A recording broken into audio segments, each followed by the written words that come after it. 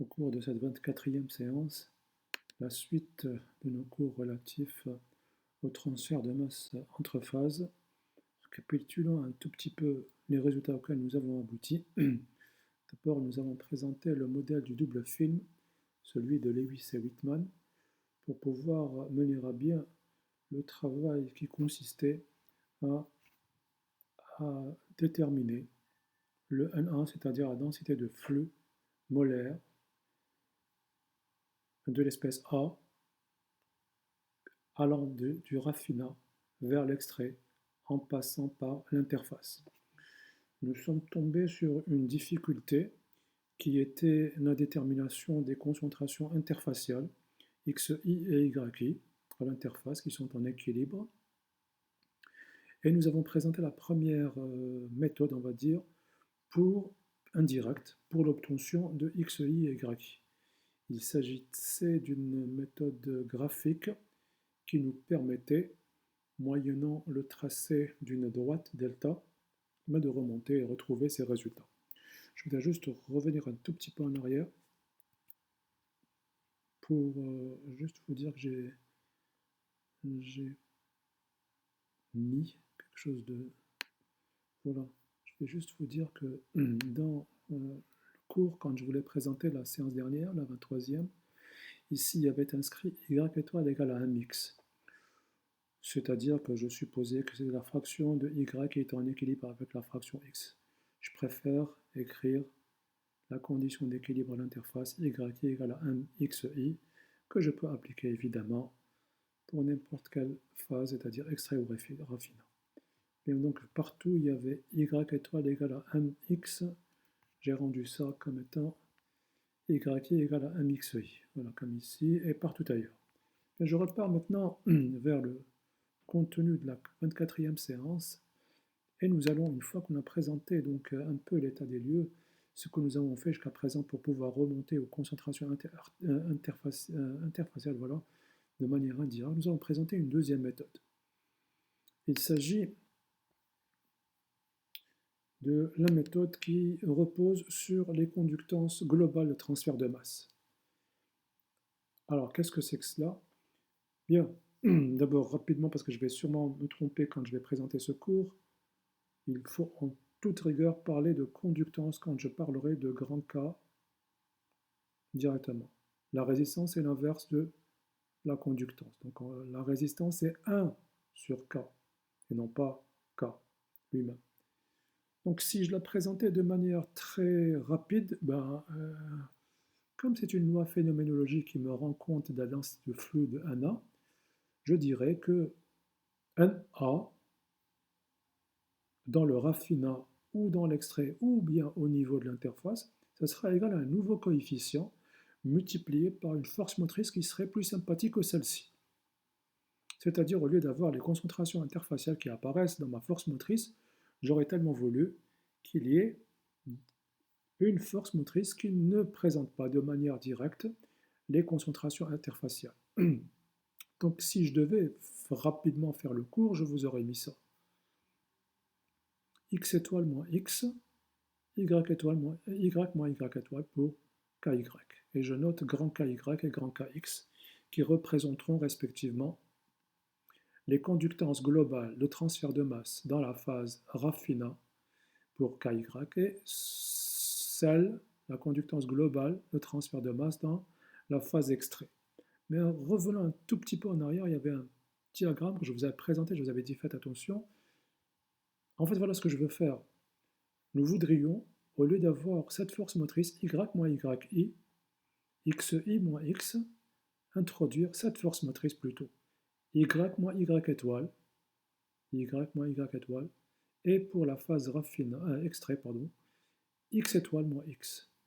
X étoile moins X. Voilà ce qu'on voudrait faire. Et maintenant, on va aller un peu dans le détail pour pouvoir dire cela. Ça, c'est lorsqu'on veut faire un cours rapide, on aborde ça en disant qu'on a suivi une loi phénoménologique et on va supposer que la densité de flux molaire qui traverse l'interface, c'est proportionnel à un coefficient, un nouveau coefficient qui est une conductance globale, fois la force motrice qui est dans ce cas-là une force sympathique puisqu'elle ne fait pas apparaître les concentrations interfaciales. La question est, Comment se fait-il qu'on ait pu faire ça? Pourquoi il n'y a pas une seule conductance comme en transfert thermique? En transfert thermique, il y avait grand U. Pourquoi aujourd'hui il y a deux? Il y a une conductance globale côté raffinat et une conductance globale côté extrait. Pourquoi il n'y a pas un seul cas comme en TCB? C'est ce que je vais essayer de commenter dans la diapo qui vient juste après, la 311, comme ceci. Alors, si nous mettions côte à côte le transfert thermique avec le transfert de masse, voilà ce qu'on aurait. J'avais déjà commencé à parler de cela en vous expliquant qu'en transfert thermique, en fait, il y avait un seul modèle qui marchait. Il n'y avait pas trois ni deux. Il n'y avait qu'un seul modèle, celui du film, pour pouvoir décrire le transfert thermique. Alors pourquoi? Ben, on l'avait dit à l'interface, vous le voyez, contrairement au transfert de masse où il y a un saut de concentration à l'interface, en transfert thermique, il y a une continuité de température. Si bien que malgré que les milieux soient différents, ils soient faits de deux bases complètement différentes, on fait abstraction de cela. Et comme je vous l'avais dit, il n'y a qu'un seul modèle pour décrire les profils de température, c'est le modèle du double film, et il n'y a qu'un seul coefficient global de transfert thermique, c'est U, grand U, U majuscule, et qui se base sur la force motrice T1 moins T2, celle régnant au niveau des noyaux turbulents. T1 pour l'écoulement côté milieu 1, c'est-à-dire côté gaz, si c'était un raffinat sous forme gazeuse, et T2 dans le milieu 2. Donc elle se base, ce coefficient global de transfert thermique se base sur T1 moins T2. Alors, en transfert de masse, quelqu'un vous dirait peut-être pourquoi on ne ferait pas la même chose, pourquoi on ne mettrait pas YA moins XA, Y moins X. À cause justement de cette discontinuité de la concentration et du fait de la nature disparate des deux milieux, qui est complètement différente, eh bien, cette disparité des deux milieux, on ne peut définir un seul coefficient qui se base sur cette force motrice, celle-là. Regardez bien, s'il vous plaît. Ça, je ne peux pas l'écrire. Je ne peux pas. Les deux milieux sont différents. En plus de cela, il y a un saut de température. Vous allez me dire ici aussi, les deux milieux sont différents. Oui, mais la continuité des températures à l'interface me permet de faire abstraction de la disparité des deux milieux. Donc, bien que les deux milieux soient de nature différente, nous avons continuité et c'est pour cela que nous avons défini en transfert thermique un coefficient global, un seul, pour décrire l'écoulement de la chaleur dans le cas de l'échangeur de chaleur par exemple. En revanche, pour le transfert de masse, voilà, depuis le début d'ailleurs, nous sommes embêtés. Vous avez compris, je vous l'avais déjà préparé et dit qu'il y avait plusieurs modèles pour décrire le phénomène. Il n'y avait pas un seul modèle, mais plusieurs, pour pouvoir cerner comme il se doit et donner une représentation, si vous le voulez, de ce phénomène. Une représentation fidèle, qui a évolué avec le temps. Bien, donc voilà, nous avons compris le contexte. Nous avons donc, à cause de ce saut des concentrations, vous l'avez compris, je vais définir un coefficient de transfert de masse global côté raffinat et côté extrait. Je ne pourrais, en toute logique, définir un seul coefficient comme j'aurais souhaité le faire. Donc, une fois ceci dit, nous allons aller et définir un coefficient de transfert de masse, une conductance globale, pour les phases respectivement raffinat et extrait. Et c'est ce qu'on va essayer, s'atteler à faire dans les prochaines diapositives. Et voilà, nous commençons. Donc voilà, nous avons compris qu'on ne peut définir une seule conductance globale, mais qu'il fallait définir deux conductances globales, une pour la phase raffinat, l'autre pour la phase extrait. Et chacune d'entre elles donc, se basera sur les forces motrices qui lui correspondent aussi bien dans la phase raffinat que dans la phase extrait. Alors commençons le travail. Et pour se fixer un peu les idées, considérons un cas particulier, celui de l'absorption. Nous allons supposer l'absorption de A, gazeux, dans un liquide. Alors je définis mes conductances globales de transfert de masse côté gaz, K grand K y et grand KX. Et vous voyez, il y est apparu, donc je ne peux pas aller directement de YA à XA, et donc il y est apparu une force motrice différente, comme je l'ai présenté dans la diapo d'avant, ou bien celle d'avant aussi, celle-là pour être précis. Je voudrais introduire cette force motrice, celle-là, Y, moins Y étoile, X étoile, moins X. Alors allons-y, commençons. D'abord, appelons les choses par leur nom. Que représente Y étoile et X étoile? Y étoile, c'est la fraction molaire de l'espèce A en équilibre avec la phase liquide L dans le noyau turbulent. De la même manière, X étoile, c'est la fraction molaire ou le titre molaire du soluté A en équilibre avec la phase gazeuse G prise dans le noyau turbulent. Et maintenant, montrons un peu ce qu'on veut. Voilà. Je veux définir cette force motrice. J'ai défini, cette force motrice en fonction du coefficient de transfert de masse global côté gazeux et côté liquide. Je continue. Une fois que j'ai posé cette nouvelle manière de représenter la densité de flux, si effectivement nous le voyons, les concentrations interfaciales n'apparaissent pas de prime abord, il y a maintenant le second problème qui surgit, les expressions mathématiques des conductances globales, grand Kx et grand Ky, à quoi sont-elles égales? C'est un peu ce qu'on va mettre en évidence à travers cette diapositive. Que valent, quelle est l'expression de Kx et Ky, grand Kx et grand Ky? Et on va aller construire ces expressions mathématiques avec ce que l'on a. Donc j'y vais pour vous présenter la procédure pour obtenir grand Kx et grand Ky. Nous commençons comme ceci. Donc reprenons un peu les résultats auxquels nous avons abouti. Voici la première densité de flux en fonction des concentrations interfaciales. Et voici la nouvelle définition que je souhaite donner à la densité de flux en fonction d'une force motrice qui est plus sympathique puisqu'elle ne fait pas apparaître nos inconnus. Je vous rappelle la problématique, elle tournait autour du fait que l'instrumentation ne me permet pas d'avoir les concentrations interfaciales, elle me permet d'avoir les concentrations au niveau des noyaux turbulents, c'est-à-dire X et Y, mais elle ne me permet pas d'avoir ces concentrations YI et XI, et qu'il fallait aller de manière indirecte, qu'il fallait estimer. Donc commençons, observant attentivement cette force motrice XI moins X. Ce sera égal à NI, la densité de flux molaire qui traverse l'interface par unité de temps et par unité de surface, rapporté à petit kx. Maintenant, multiplions ce résultat par m, la constante d'Henry, coefficient d'équilibre. Et rappelons un tout petit peu, d'abord je mets là m fois mxi, ça me donnera mxi moins mx, comme ceci. Rappelons un tout petit peu ce que vaut mxi et ce que vaut mx. Mxi c'est yi et mx c'est y étoile. Je le mets tout de suite comme ceci. Bien, maintenant regardez attentivement ce qu'il y a ici. Il y a cette autre force motrice y moins yi qui sera égale à ni rapporté à petit ky, comme ceci.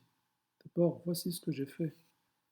Donc je me rends compte que yi moins y moins y, c'est égal à cela. Et ce qu'il y a entre parenthèses, ça constitue la résistance qu'oppose la couche, le film, côté liquide. Côté liquide. Et on va faire quelque chose qu'on a déjà fait, ou vous avez dû déjà faire en transfert thermique, c'est l'analogie électrique. Je m'explique. En transfert thermique, les résistances sont représentées sous forme électrique. On va faire exactement la même chose, adopter l'analogie électrique pour la représentation des résistances. Des résistances, cette fois-ci, de transfert de masse en série. Voici donc la première résistance, celle que je viens de mettre en évidence, c'est-à-dire yi moins y, yi moins y. La résistance, donc, elle est égale à m sur kx.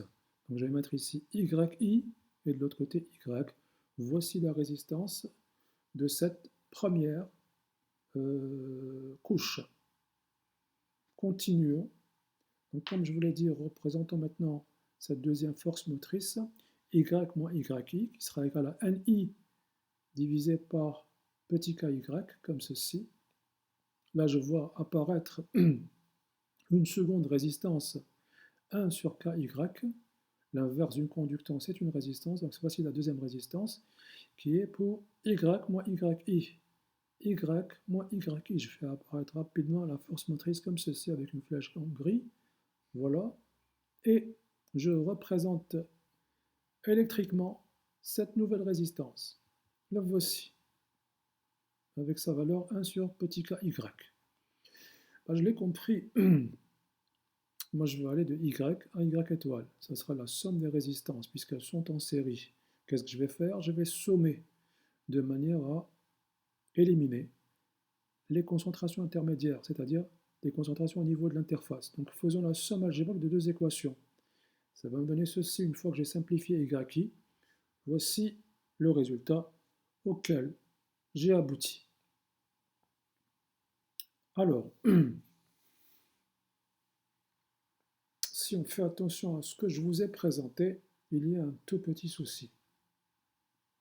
En effet, je vous ai choisi une courbe d'équilibre qui ne suivait pas une variation linéaire.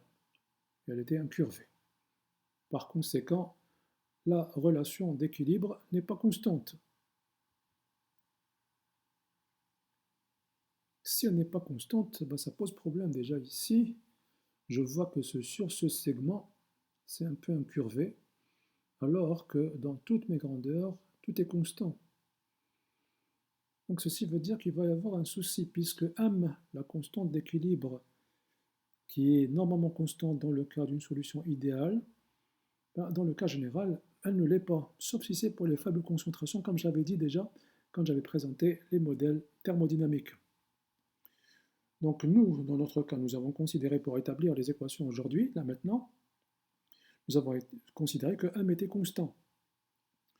Ben, que se passerait-il si m n'était pas constant, comme justement aujourd'hui? Vous voyez bien, j'ai choisi une courbe d'équilibre qui n'était pas sous forme d'une droite. Alors comment varieraient les résultats, puisque m n'est plus constant?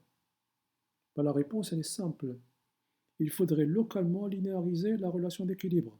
Il faudrait localement, ici, linéariser la relation d'équilibre. Au lieu d'avoir m, je vais introduire une correction, une légère correction. La voici. C'est 1'. C'est-à-dire approximer cette portion de courbe par un segment, que voici. Et par conséquent, partout où j'ai m, ça devient 1'. Voilà. Donc voici la correction qu'il faudrait apporter lorsque la courbe d'équilibre, la relation d'équilibre n'est pas constante. Il faudrait définir cet 1', c'est-à-dire procéder à une linéarisation locale de la relation d'équilibre en introduisant ce 1'. Allons faire strictement la même chose, pareillement, dans le cas où je considérerai l'autre phase. Donc je vais adopter exactement la même chose. J'ai fait juste du copier-coller. J'espère que je ne me suis pas trompé. Et je commence. Donc maintenant on fait la même chose. Cette fois-ci on va voir cette force motrice, xi moins x. Pardon.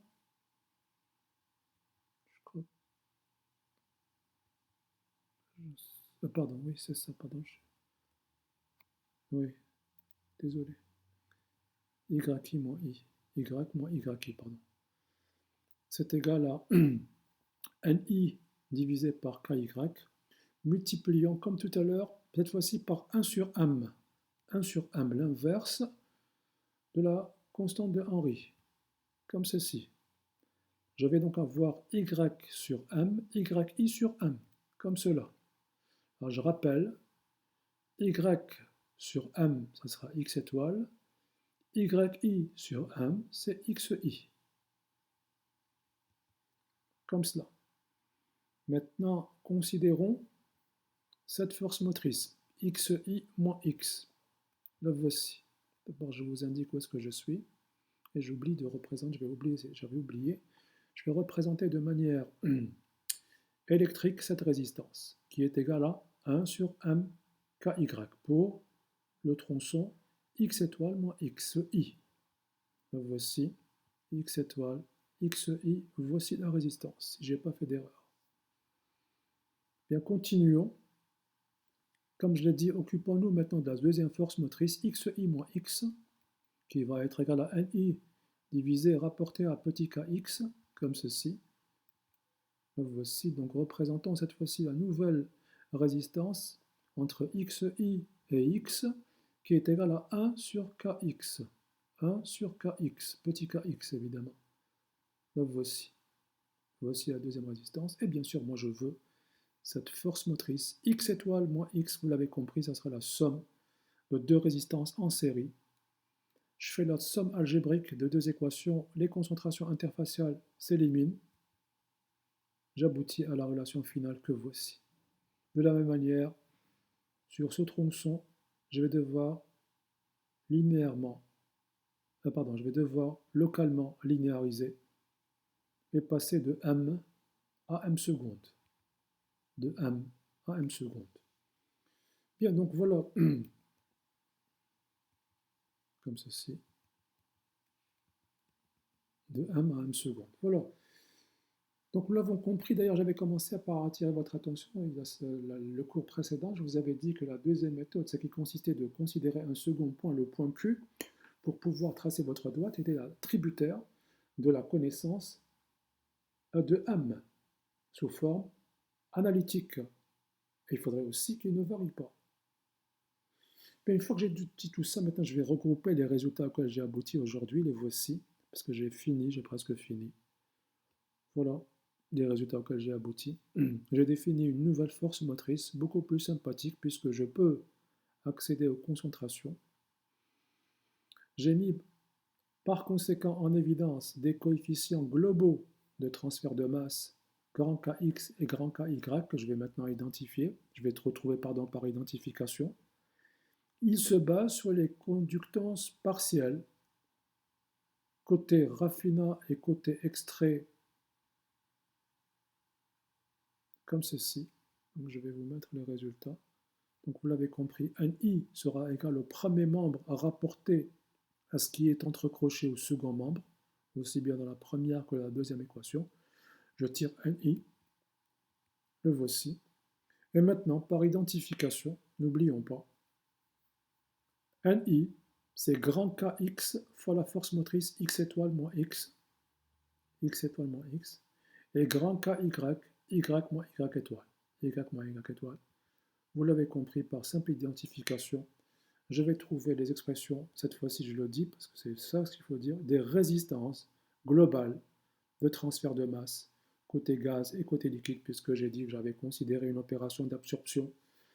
Le raffinat est un gaz et l'extrait est un liquide. Voici donc les expressions de ces résistances globales de transfert de masse côté liquide et côté gaz, c'est-à-dire côté extrait et côté raffinat respectivement.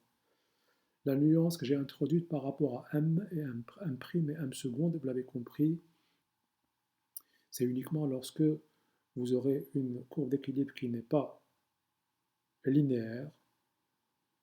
Autrement, vous gardez tout ce qu'on a fait, vous gardez les valeurs de M telles qu'elles vous sont données, par exemple dans les problèmes et dans les exercices. Voilà, ceci termine cette séance que j'ai voulu courte. Il me reste à présent à voir la participation de la résistance partielle dans la résistance globale. Et ensuite, on va voir un autre cas.